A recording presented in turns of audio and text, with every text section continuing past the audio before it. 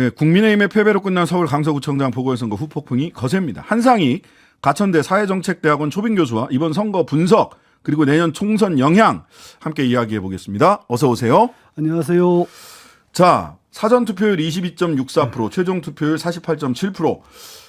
그리고 진교훈 당선자가 이 구청장이죠. 바로 취임하니까. 진교훈 구청장이 56.52%, 김태우 후보가 39.37%, 득표율 차이가 17.15%포인트. 자, 투표율과 득표율 분석을 좀 해주시죠. 어떤 의미를 뽑아내야 될까요? 득표율과 투표율 상관이 있지요. 네. 상관이 있는데 강서만 예를 들고 보면은 네. 60%가 넘었던 2020년, 2022년 대선에서는 네. 민주당이 이겼어요. 음. 근데 50%대였던 21년 서울시 재보궐선거, 네. 지방선거는 51% 정도였는데 투표율이 예. 국민의힘이 이겼거든요. 네. 그래서 뭐 강서 험지라 졌다, 투표율이 48 높아졌다. 이건 다 거짓말이라는 거죠. 아, 그렇다. 여태 2승 2패 봤을 때 50%대에서는 다 이겼어요. 아, 50%대에서는 오히려 투표율 50%대에서는 국민의힘이 이겼다. 예. 60%가 넘었을 때 민주당이 이겼는데 48.7%면은 투표율 변수로 국민의힘이 큰 표로 진 것을 설명하는 거는 논리적으로 맞지 않다. 만약에 이게 총선이었으면 한 예? 65% 나왔으면은 이건 한 25%진 거나 마찬가지예요. 아, 오히려 이 정도 투표율이었다면 오히려 총선이었다면 득표율 차가 17.15%가 더 넘었을 것이다. 그럼요. 한 25는 나왔어요. 우리라고 봅니다. 아, 지난. 투표율 차가. 예. 아, 투표율 차가. 자, 완패 원인. 옛날 클린턴 대통령이 그런 얘기 했었죠. 문제는 경제의 바보야. 예. 저는 이렇게 얘기하고 싶어요. 음. It's the president 윤 stupid. 문제는 대통령입니다. 다른 얘기 하는 건 전부 다 주변 때립니다. 지금 재임 1년 반 됐잖아요. 네. 대통령의 시간이거든요.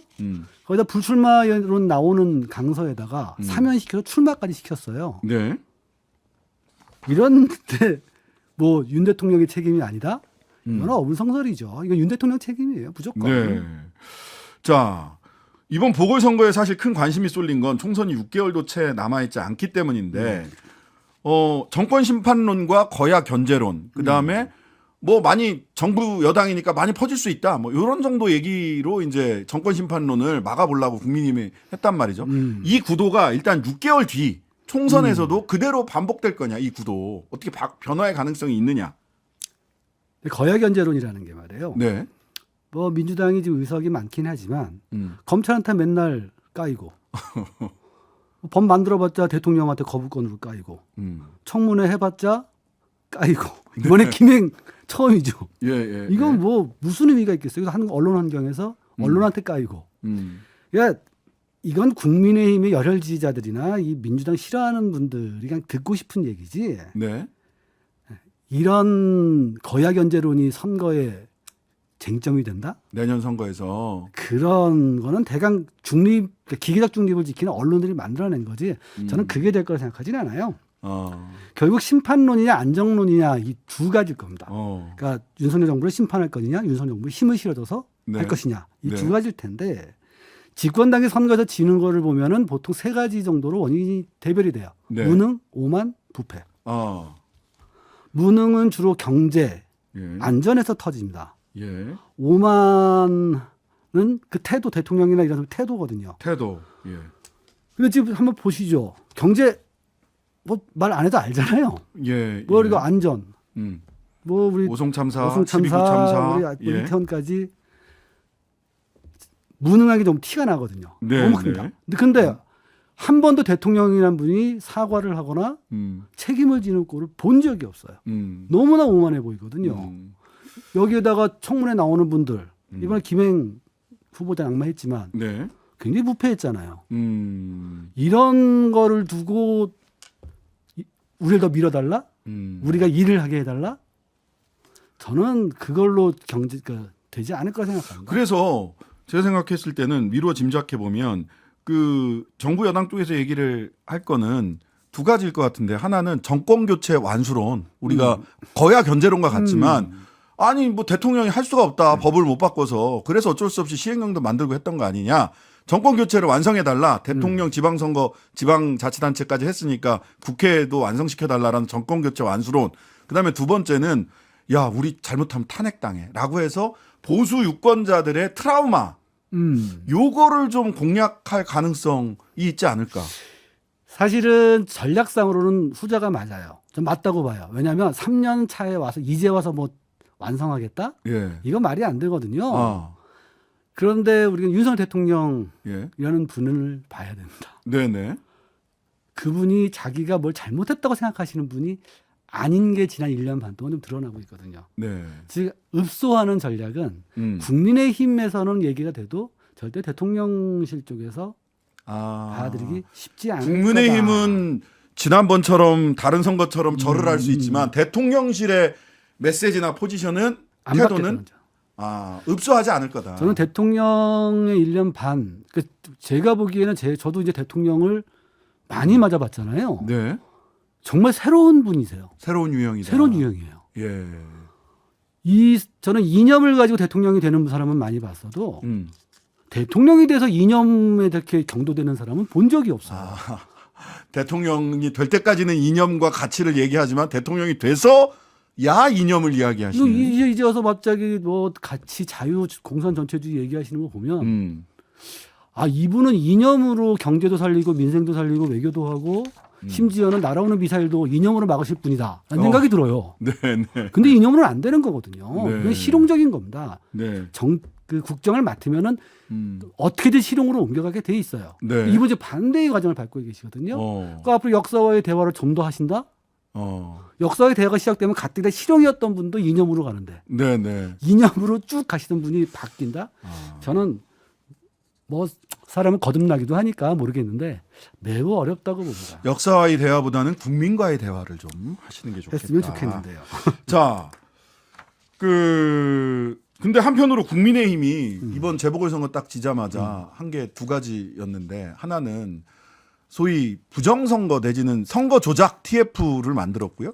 하나는 기재부 차관을 불러다가 상저하고 그러더니 왜 경제를 이따위로 하고 있냐라고 기재부 탓을 했어요. 이 부정선거 그러면서 선거 예산도 막 삭감했어. 이 부정선거 가능성 그러면서 선관위 때리기 이어가고 있는데 이게 뭐 계산된 행보입니까? 어떻게 보세요? 이 쌍팔년도가 아니라 무슨 60년대에 보는 것 같은데요. 네. 주민번호로 투표를 하고 손으로 수개표한 나라잖아요. 예, 그 전에 그랬죠. 이런 나라에서 무슨 해킹으로 선거 결과를 바꿉니까? 그냥 선관위의 보안 시스템이 취약하다. 뭐 이 정도예요. 사실 국정으로 한 얘기가. 네. 이게 사전 선거를 없애야 되는 거 아니냐, 제도적으로 검토해야 되는 거 아니냐라고 유상범 대변인 얘기를 했어요. 그거하고 해킹하고 무슨 관계가 있습니까? 아니 사전 선거 때 해킹 당한다. 왜냐하면 6대3, 뭐 65대 31, 뭐 이렇게 나와버리니까. 우리가 전자투표라는 나라가 아니라 예. 종이로 투표를 해요. 남아 있거든요. 네네. 해킹 당한다고 해봤자. 다시 재검표하면. 재검표하면 끝이에요. 그걸 누가 해킹을 합니까? 할 일 없이.